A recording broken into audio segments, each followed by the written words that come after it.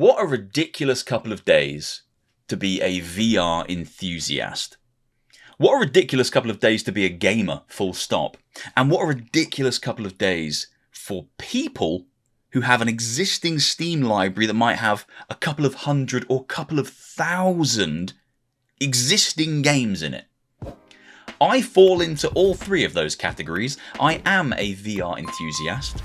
I am a gamer, and I do have a Steam library with around 2,000 games in it, which I know is absolutely ridiculous. So many of them I've never even played once, but that is a ridiculous amount of games to have on an existing platform that in early 2026 is about to have a bunch of new ways to access those games, new ways to play those games, new ways to engage with that library. Valve are back in a massive way. They are releasing not one, not two, but 3 new pieces of hardware in early 2026, and I want all of them. When I say I want all of them, I don't know if I want the Steam controller.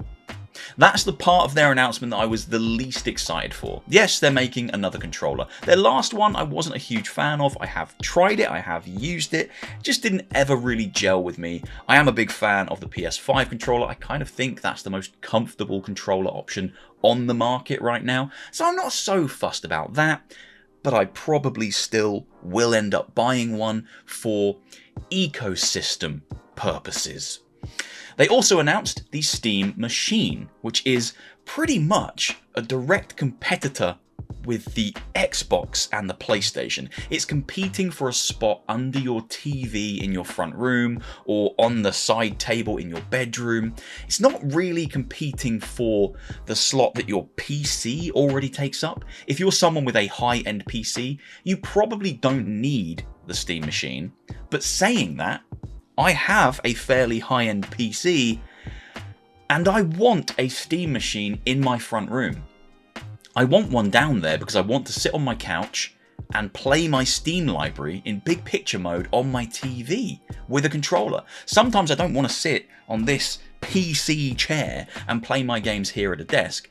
It is my preferred way to play games in 2025, but the option to play that huge library of games, 2,000 games, on my TV in my front room in a comfortably performative state. I don't need all my games to be running at 4K, 4,000 frames per second. That isn't who I am. I'm not always chasing the newest bit of hardware for my PC, and I don't need things to be maxed out. So for me, Steam Machine in the front room, perfect. So I definitely want that.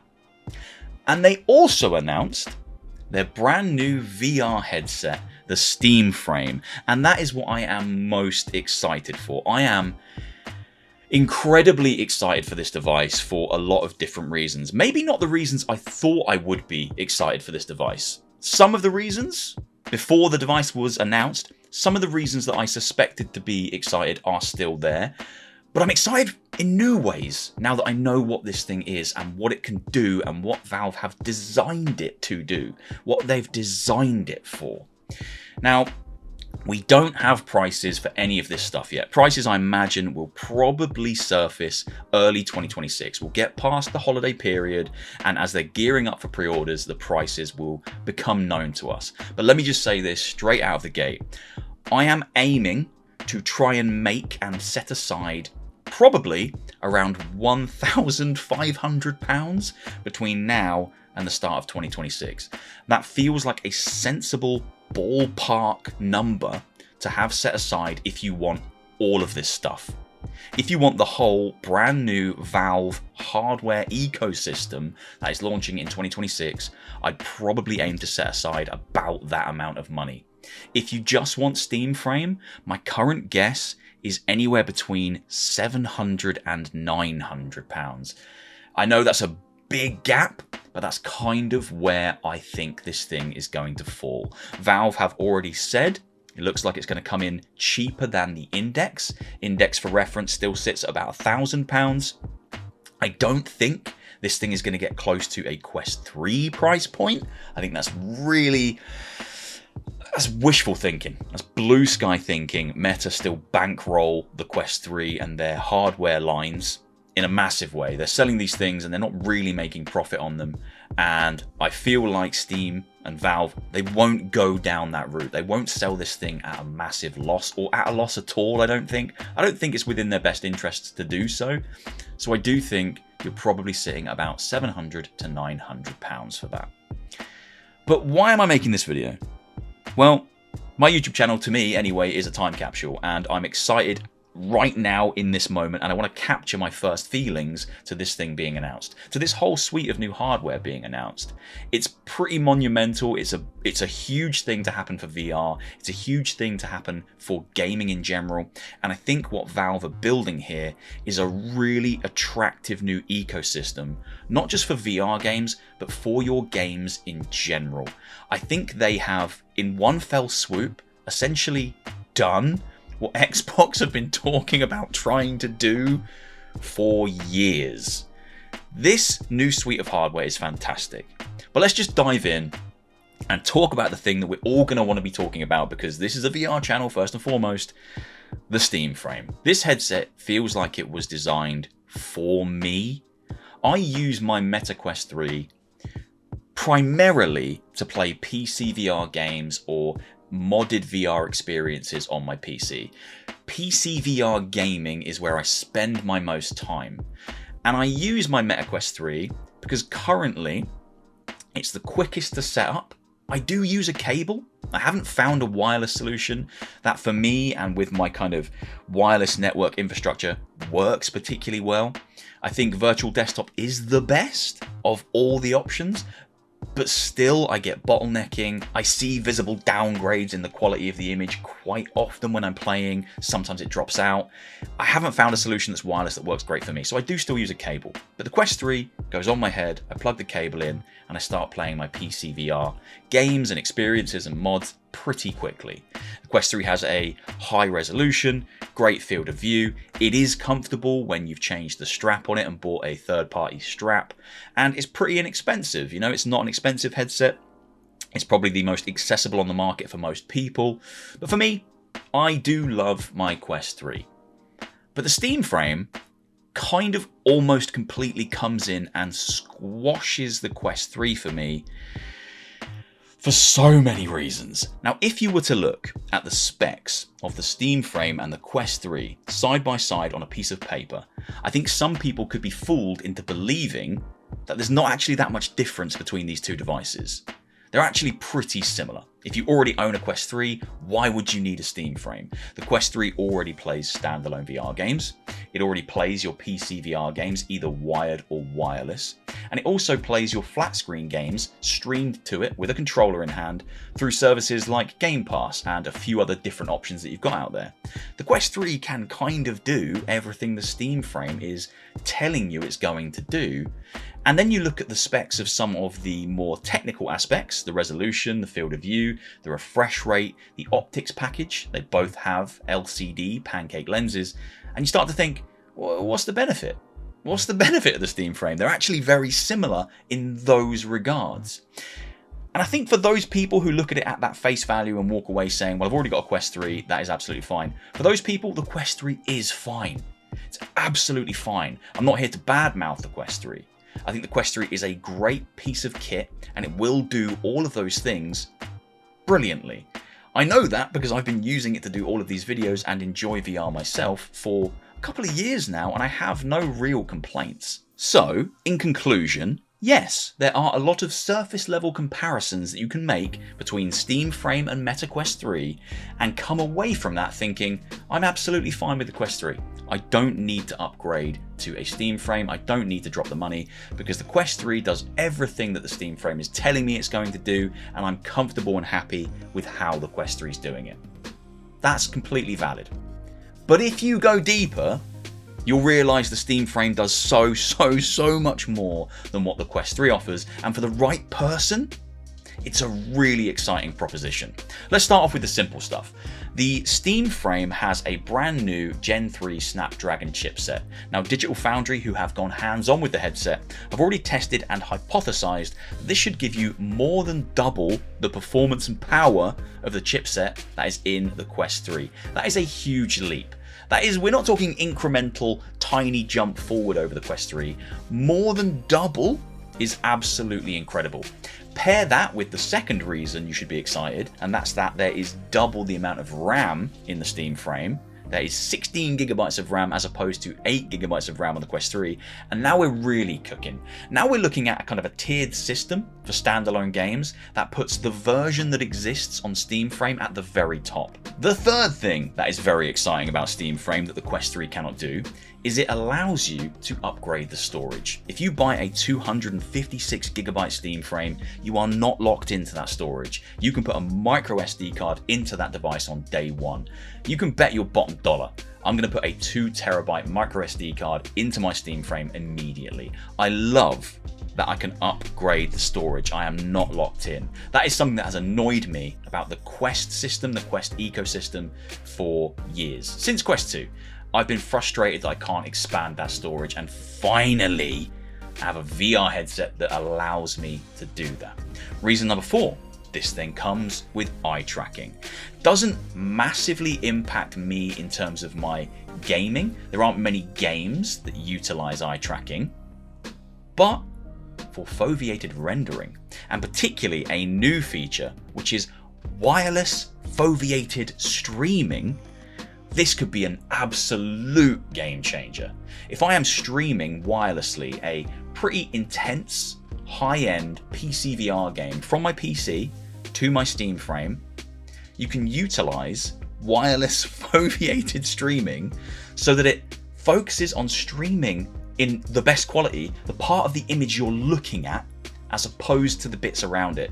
So it's foveated rendering for the streaming aspect. That is bonkers, mind-blowing, awesome tech. I finally feel like I might be getting to a place where I'm going to have a performative, reliable, wireless PC VR headset.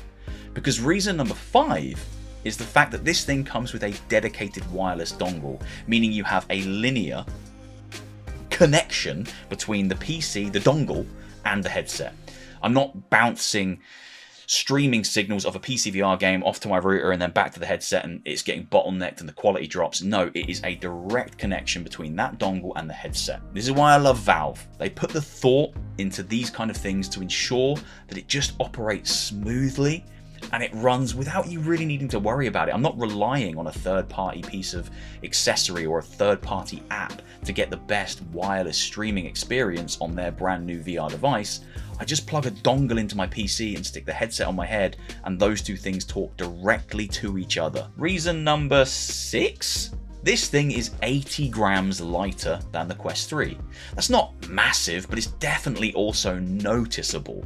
VR headsets are going to get lighter and lighter and smaller, and I welcome that with open arms. The lighter they get, the smaller they get, the more kind of unassuming they get, the more people will use them, and it will become a more acceptable way to do things like game or chat to friends or play flat screen games on a big floating screen in your own personal space when you don't want to have to deal with other people. Or maybe the TV's in use. Put a headset on, play it on your own screen. Until these things become really light and really comfortable, I don't think people are going to want to do that. I still don't want to do that. And I am a VR enthusiast. Reason number 7, and I don't fully understand this one because I'm not the techiest person in the world, but Steam Frame has a user-accessible expansion port.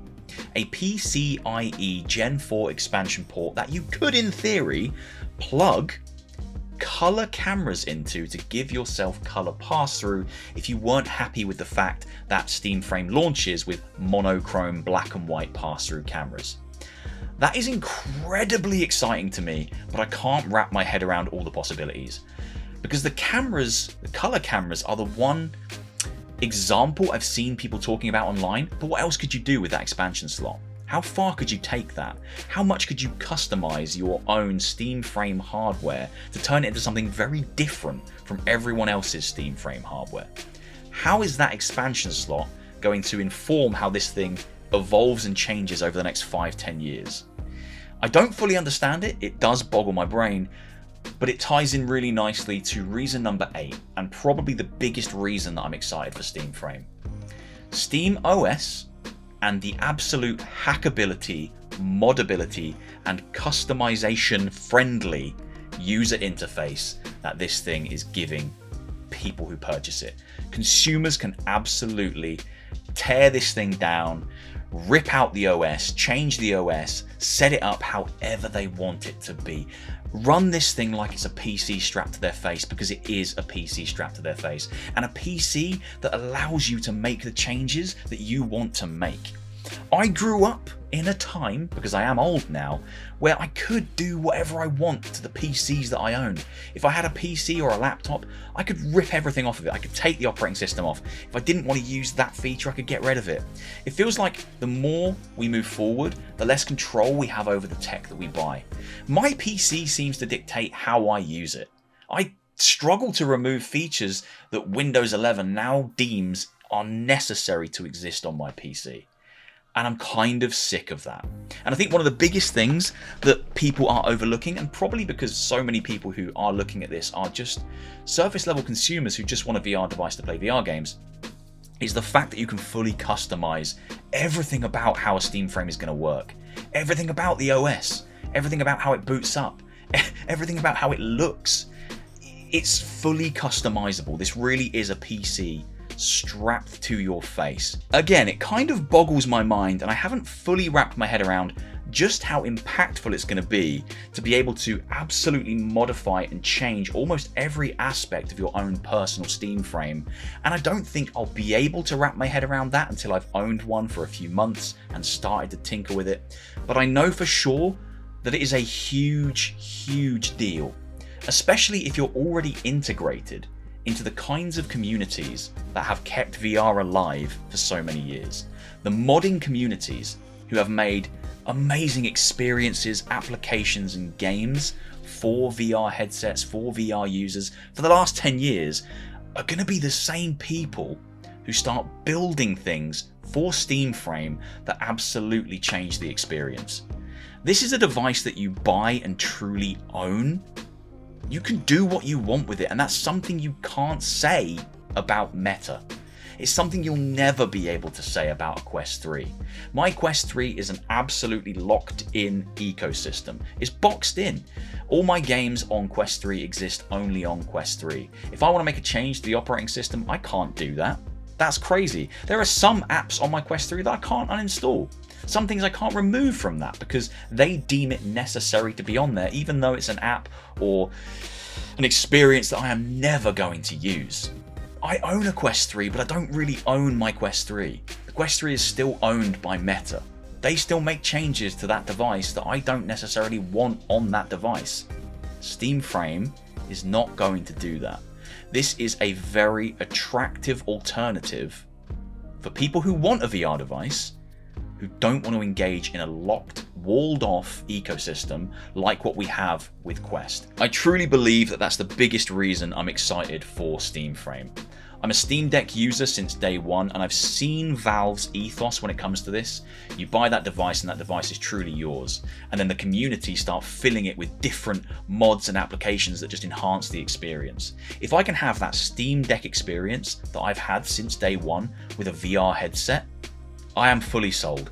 I am completely ready to drop at least £1,500, and that's my guess for what a full package of all this new hardware is going to cost in early 2026, if it means I can get this new ecosystem of devices that are going to work with my huge library of existing Steam games and many more different avenues for gaming. I'm sure you'll be able to put Game Pass on there and the EA launcher, because you can change the OS of these things. The possibilities are kind of endless, but I'm ready to drop that money on these devices because that new ecosystem of devices that are completely mine, that I can customize in whatever way I want and use in whatever way I want, is so very attractive, and it's something that you will never get from a Meta device. Now, it isn't all sunshine and rainbows. There are a couple of things I wish the Steam Frame had that it doesn't have. OLED display is probably the biggest thing that I've seen people talk about. It isn't a massive deal breaker for me. Ultimately, I am very happy with the LCD pancake display of my Quest 3, so I'll no doubt be very happy with the LCD pancake display of my Steam Frame. Would an OLED screen have been nice? Of course it would have. It would have bumped the price up, but I'm not going to cry about that. I wonder if they will do an OLED version a few months after they release Steam Frame, or a year after they do Steam Frame. We'll have to wait and see. Second thing, and probably the biggest thing, or really, yeah, the biggest thing for me, is the fact that Steam Frame doesn't launch with color pass-through. That feels like a really bizarre omission in 2026, when we're at the point now where I think color pass-through for VR devices should be an accepted standard across the board.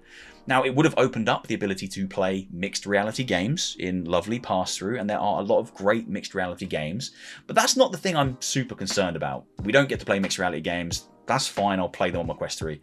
For me, it's the ability to play my extensive Steam library of flat screen games on a nice big screen in color pass-through, so that I can still reach out and pick up this drink and have a sip, or I can have a couple of crisps from the packet, or I can turn to my wife and talk to her because I can see her in the space that we're cohabiting in. I think playing flat games on a big digital screen in a VR headset is most comfortable when you do it with pass-through. It's the most comfortable way that I've found to date. However, I did put my gripe about the lack of color pass-through on Twitter, and a ton of people told me I'm wrong and told me it's not a big issue and it's not something we need and I should just let it go. So maybe I am the one who's out of touch there. It's just something I would have liked to see. Color pass-through, play a big flat screen game on a giant digital screen, but still be able to see my surroundings and have a drink. I thought that would be great. I'll do it with the expansion slot, I guess. That's how I'm going to achieve that. Look, ultimately, I think the Steam Frame is an incredible bit of kit. I can't talk much about its technical specs or how it performs until I've actually got one in my hands, and I don't think that will be until launch. I'm not that kind of influencer where I can get access to Valve products early. It's a little bit outside my scope of influence, but I'm incredibly excited for this device. I think when a high-profile company like Valve gets back into an industry like VR like this, even though they're not releasing a new VR game, which is heartbreaking. You know, when I knew that Valve were coming back into the VR space, my initial expectation was they were going to drop a headset and a new AAA VR game, the next Half-Life Alyx, and that was just going to revitalize the premium VR gaming space for everyone. That isn't what's happening. They have confirmed that no new first-party VR title is currently in the works, which is a real shame. But I still think this headset is going to do incredible things for VR. Ultimately, it's a classic "a rising tide raises all ships" scenario. People are talking about VR again after it felt like interest was starting to wane. A really interesting anecdote is the fact that Big Screen Beyond 2, a completely separate VR device from a completely separate VR manufacturer, had its second biggest sales day ever the day Steam Frame was announced. That is crazy. Valve announced a new VR headset, and a completely unrelated VR headset has its biggest sales day ever. That is a perfect example of rising tides raising ships. Everyone in the VR space will benefit from Valve coming forward and saying, yes, we're dedicated to VR for another 5, 10, however many years, and we're making a new device which is essentially a PC strapped to your face that doesn't just do standalone VR games and doesn't just play your PC VR games wirelessly, but can also play some of your PC VR games natively if they are verified, and it can also play all your other Steam games, all your flat games. It's a huge deal. It's a huge deal, and I'm going to be clambering to get my hands on this. Right, I'm going to leave it here because it's getting dark outside, and when I started filming it was definitely light outside, so I've been talking for far too long, and realistically I don't have any more information about Steam Frame. I'll cycle back round when we know more about this device. But I will say this, I'm incredibly excited for this headset, if you couldn't already tell. I'll be attempting to pre-order day one. If I don't succeed, I will cry everywhere. I need one of these bloody headsets, but I'm sure the process will be nice and smooth. It was fairly painless for Steam Deck, and I'm sure they've learned a lot since then.